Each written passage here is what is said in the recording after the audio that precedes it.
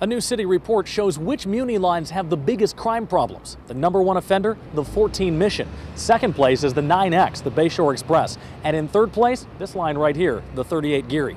At a Muni event that was held right here on this spot, reporters fired questions at the mayor and the transit director about how they plan to tackle crime on board the city's buses. Here's how they responded.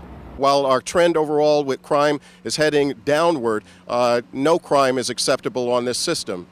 We need to have an environment where our customers feel safe. We're dramatically changing that enforcement, particularly on some of the most problematic lines in terms of vandalism and graffiti and fights like the 14 Mission and some others.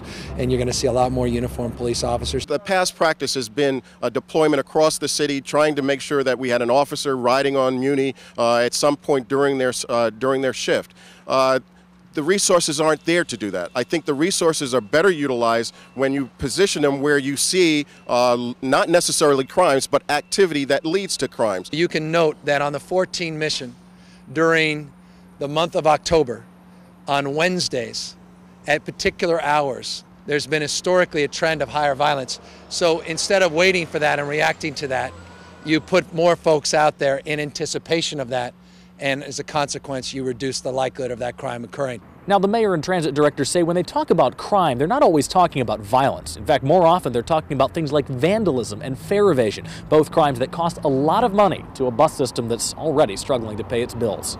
In San Francisco, Jonathan Bloom, KRON 4 News.